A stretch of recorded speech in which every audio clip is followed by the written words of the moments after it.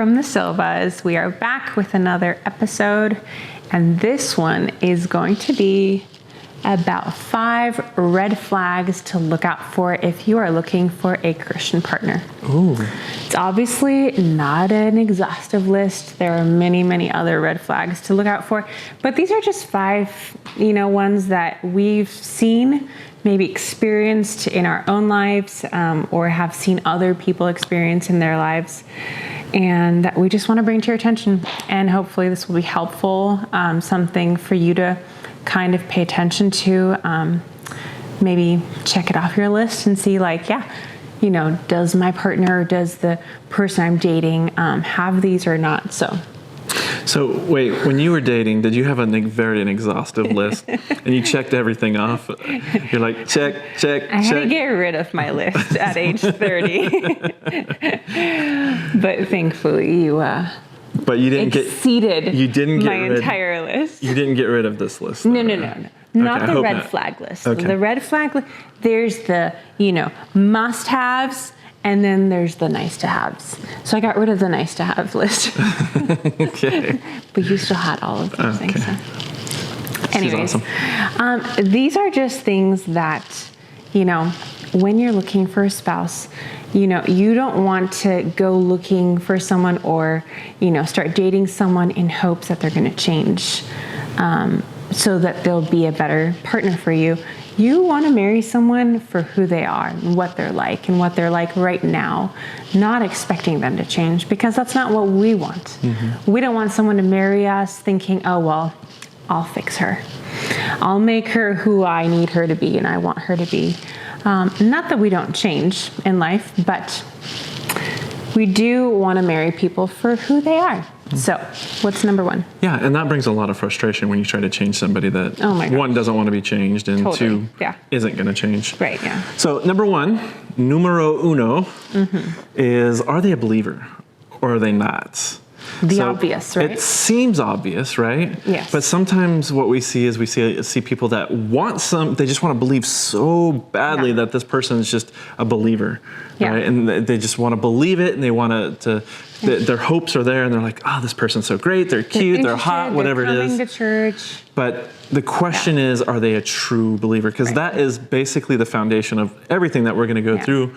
But the reality is, it's absolutely critical. Yeah. Because if they're not a believer and you're a believer yourself, then it's going to be a whole different, it's going to be a different standard in which they live by. They have a different worldview. Yeah, totally different values. Different starting point in a lot of things, different topics. Mm-hmm. And it's someone who's not just going to church and who can kind of talk the talk, but are they born again? Have they made a decision to follow Christ? No turning back. Are they committed?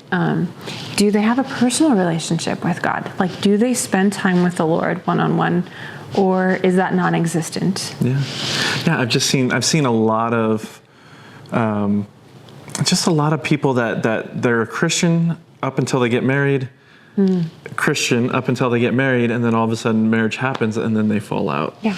They stop going to church, they stop reading the Bible, and then from that point forward, it's just a battle that they live with for the rest of their life, which is not something that you want to do. You want to, if you love Jesus, you want your spouse to love Jesus, right? And I think that's huge, and that's why that's number 1. Yeah. So, most important. Yeah. Number 2 would be, is their character questionable? Right? There's a lot of things. This is massive. I mean, we could talk about this for days, but just a few pointers we want to talk about. Are they controlling? Yeah. Are they manipulative? Yes, those are really important things, because marriage is you share everything. You are one. And if you have a controlling partner who does not give you the freedom to be who you are, the way you are, live out your life, the way that God has made you and called you to be, that can be very, very destructive. Not just for your marriage, but for you as well. So, and your children, So, look out for controlling and manipulative behavior. Do they want to always make the decisions and call the shots? Do you have freedom to choose. Is it a partnership? Or is it like a dictatorship? Right. Are you basically being told what to do, and if you don't, then it's kind of like you living in fear? Yeah. And I find you can tell a lot in your dating relationship, right? And not always. Some of that stuff does come out, unfortunately, a little bit later. But for the most part, you can get a feeling for things, right? Also, I mean, taking it to the extreme. Do they let you continue doing the things that, seeing the people you're seeing, your friends, spending time with your friends, with your family, or are they isolating you, from the people and the things that are important to you? Do they just want you for themselves and make everyone else look bad and, control who you're in touch with, what you're doing, when you're doing it.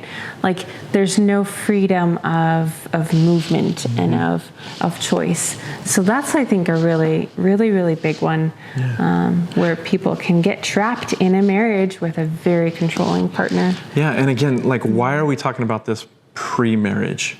Because you don't want to go into a marriage already knowing this stuff and then being stuck for the rest of your life. If you believe that your marriage is going to be for the rest of your life till death do you part, and you want to fulfill that, then it's absolutely critical that you're not falling for these red flags. You're seeing these red flags and you're like, this is not what I want, and being willing to be like, not good, I'm out. Right. So what are some of the other character?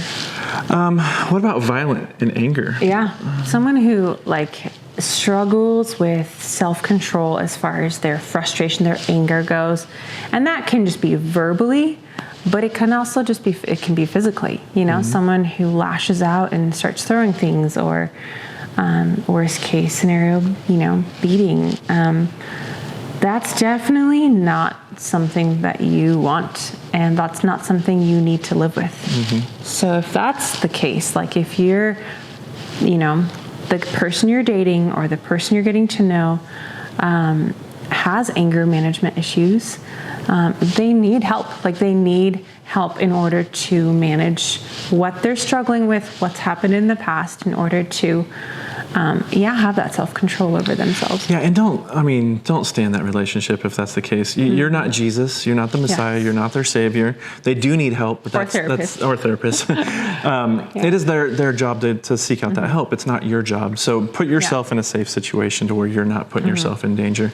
Now, the other thing too is like you mentioned, like, if you're marrying somebody and you're planning on having kids with them and they're angry and they're violent, like that's going to be put on your children too. Yeah. So look outside of the here and now and look to your future and realize, like, do I really want somebody that's going to beat my children? Like, not a very healthy situation. Control or manipulate them. Like, that's not, that's a really, I think, key point. Like you said, look not just about like, oh, I can handle this and I can deal with this. This is normal, or I'm used to this. Like, are you willing for your children to go through that same treatment and the same struggle? Which is not fair. But what about narcissism and like selfishness? I think. And what is that? I think our culture kind of plays with those words a little bit. I think, sadly, we are in our upcoming generation is probably a little bit more narcissistic than the past generations have been, because we're a very individualistic society. We lay a lot of value on the individual and on who I am and who and narcissists are really people who are extremely focused on themselves, and all they see is themselves and what they want and their goals, and often have an exaggerated view of themselves. So I think I'm better than I actually am. The Bible talks about seeing yourself in a realistic light, like knowing your strengths and your weaknesses. Narcissists don't really want to admit to any weakness. They probably don't even believe they have any weaknesses or failures or problems, So that's people who are super self-focused. They don't see the other person. They don't see you. They won't ask you, how are you doing? Like, how is your day? What are you going through? How is your walk with the Lord? that's not of great interest to them. They only want you to cater to them, and they want you to feed them, but it's never enough. They want the compliments, they want your attention, they want your time. They feed off of that recognition and that attention of their partners, and that drains. That's very, very, very draining, and it's never going to be enough. So again, think ahead. Like, if you marry a narcissist, that's what your entire life's going to be like in your marriage, which again is not healthy. So these are, again, red flags to kind of look for. What is number 3? What about struggling with addictions and struggles? I think addiction is a big topic. I mean, you can be struggling with alcohol, with drugs, smoking. It can be little things. It can be big things. You can be struggling with porn. You could be struggling with, gambling or gaming or whatever it is. There's a lot of things that we can fall into addiction into. And I think it takes an honest conversation, like, are there any things that I struggle with, that I am addicted to, that I really can't live without? I mean, coffee or something like I'm just kidding. But, things that are unhealthy, that really lead to unhealthy life patterns, that are all consuming. They consume your time, your thoughts, your money, your energy, and you draw other people into that. And so, what's a good question? Let's say, like, we were dating, and what's a good question that I can ask you that would open up that door to see if that's, because addictions, a lot of times you can't tell if somebody's addicted unless it's outwardly, noticeable, but there's a lot of things that are behind the scene. Like, what would be a good question to kind of bring that to the table? Well, I mean, I think especially if you are dating and you've been dating, you can do it in the first date. You can wait a little bit, and as you kind of feel each other out, just definitely bring it up as a question. Even say, look, maybe you've struggled with some sort of addiction in the past, something that you've been able to conquer with the Lord's help, something that He set you free from. And I think, maybe starting off with, like, hey, this is something that I've struggled with. Is there anything in your life that you have struggled with in the past, or that you feel like you still struggle with? And it's not an easy topic, and maybe they won't be able, up front or right off the bat, to be able to tell you. Maybe some people aren't even aware that they are addicted. That's the tricky part, because addiction kind of creeps in. You think, well, I drink occasionally. But if you see, like, this is a nightly thing, like, this is happening every single night, and it's not just with people and in, gatherings, but it's, you drink alone, you drink, together, you drink too much, like, that's where red flags should start popping up. Yeah, so I think just being outright and being upfront and saying, hey, like, let's play with open cards. Like, I want to share with you what I've struggled with or what I do struggle with. And I'd love to know, like, what are some things that you struggle with, and where can I support you, So if you're struggling with something, it doesn't mean you're not, you shouldn't get married, or you're not marriable, if that's a word. Right. But, you probably work on that, like, really bring that to the Lord and say, hey, here's my struggles. I need some help with this. Bring it to somebody else. Get some help in that situation, because, again, you're bringing that into your marriage. And now the person that you're marrying is going to be affected by your own decisions. Right. So if you're looking, this is a red flag, because, again, now you have to deal with that. And that's just, it's not a very, again, not a very healthy situation. Go ahead. Sorry.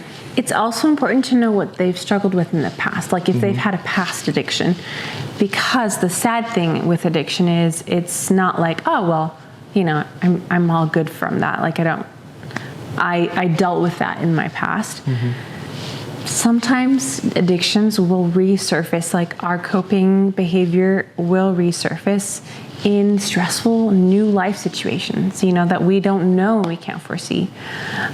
So I think it's good to know about what has been something maybe that you've overcome so that your partner can be aware of it. We can look out for each other and say, hey, like, how are you doing with this? Like, or, has this been a temptation at all for you or not? Addiction's not necessarily like leave, run away, but like, where is this person at in their addiction and in their walk? Like, have they dealt with it? Are they dealing with it? Is it something that they're gaining self-control over, or not at all? Are they completely oblivious to the fact that they're addicted? And if they are, and they don't want to deal with their addiction, I would say that's a red flag, where for sure. Where you step away from the relationship, and where Yeah, number 4 would be, do they respect your boundaries, or are they disrespectful of that? And that can go both ways. I know guys are more known for this. So, it's this idea of like guys trying to push a woman to do something that they might not want to do physically. Yeah, like sexually, or even if it's not sex, it could still be something else. But if a guy is constantly pushing that, really what he's telling you is that he does not care about you and he doesn't love you, right? Because the idea is, somebody that does love you and care for you, they want what's best for you. And trying to get into the pants of some woman, your girlfriend or fiance or whatever it is, whatever your level of relationship is, that's not real love, right? And if they're always going to push the boundaries, that's definitely a red flag, right? Yeah. And again, vice versa, girls, there's women out there that same thing. They want to feel loved, and they feel like the only way to get that guy to stick around or to love them back is to have sex with them, or to push them into doing things that sexually that they shouldn't be doing. Yeah, that's a huge one. I think someone who doesn't have, I've once heard this preacher said, he said, if he doesn't have self-control, or she doesn't have self-control with you here and now, what is to say that they're going to have self-control in your marriage with someone else? With another woman or another man?